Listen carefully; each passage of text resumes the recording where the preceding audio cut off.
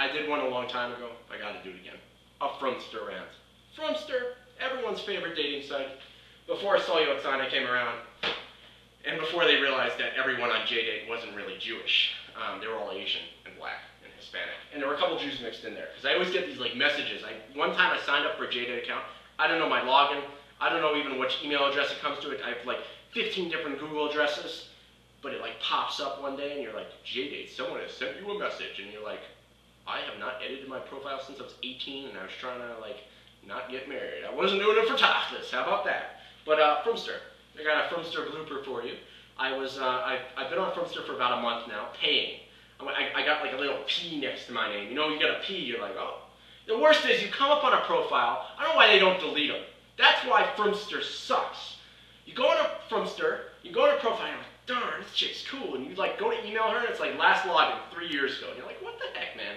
They should delete, inactive profiles should be deleted. Why are they there? Are they there to market us? The girl probably she's probably married. It's like those people on MySpace who die, they can't access their profiles. These girls on Frumster, they're all married with kids, and they still have their profile up. Maybe it's for fun, maybe it's to see who's going to look at their profile because you can see who looked at your profile. That's the worst. Let's say you want to show your friend some girl you found who you think is cute's profile. She sees you looked at your profile.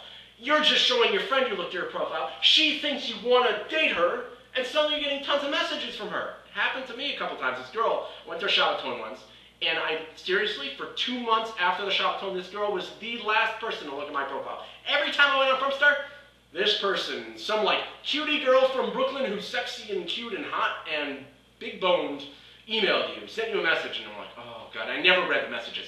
Because when you read the messages, it tells them you read the messages. And you have to respond, and then you feel bad because you don't want to write one of those generic like, I didn't like your picture, goodbye, or tell this person you're not interested and you're wondering, like, what could I do to not make them feel bad? They always feel bad, especially because they're looking at your profile all the time, or they just think you're so cool. I mean, I like to think that I'm pretty cool, and they're like, yo, they're showing their male friends how cool my profile is so they can model it after mine.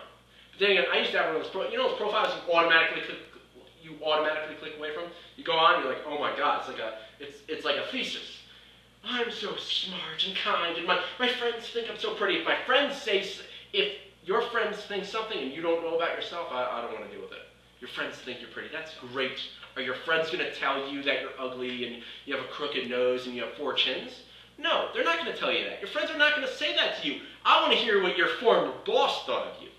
I want to hear what that kid in the 5th row in back to you in biology class thought of you. That's what I want to know. I don't want to know what your friends think of you. I don't care what your friends think of you. I care what the people are going to be critical of you as. Man, she's a drone. She stinks. I don't like... that's what I want to hear, the truth, Or just tell me who you are. I don't want to hear what your friends think. That's ridiculous, I'm not going to talk about profiles. Talk about the bloopers. Bloopers? This girl emailed me last week, and she said, hey, you might like this video. It's such a... It was kind of... and she's a fan, too. So it's kind of like a weird, random, like... That's how you pick up guys. Now, I guess people like text message all the time, so they're used to just like writing random things. I usually write like, hey, I saw your profile, I liked it, drop me a line if you're interested before I write a whole thing. That's it. Then they write back, you suck, or I'm interested, write me a whole long thing. Great. And then I take apart their profile and I ask dumb questions because I really just want to talk to them on the phone for 10 minutes. Because a 10-minute phone call is worth more than 25 emails. I'm sorry, it is. That's just how it is. So this girl emails me a video from YouTube. And she says, hey, you might like this video. Okay, click on the video. Yeah, I'm on the video. I'm like, wow, she knows who I am. But I emailed her back and I said, first of all, this is me on the video. Second of all, I hope you knew this was me. If you don't know this is me, you're getting to the blog. And it's so funny that she even made it to the video. But I'm not mentioning her name. And I think she's my Facebook friend too. So it's kind of weird if she knows me on Facebook and knows me on Frumster and doesn't connect it to you and then knows me from YouTube. Or she's just a professional stalker, because that's on those. Frumster is great for stalking. They look at your profile a bunch of times. They email you on Facebook. They email you on Frumster. Maybe they Twitter you, and you're like, is this the same person?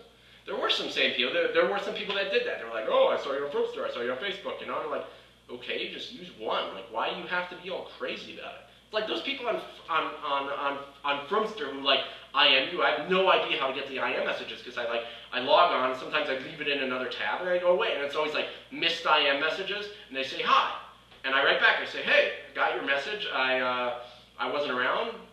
drop me a line. And then they say, hi. And I'm like, dude, write a freaking message. This is not like, hey.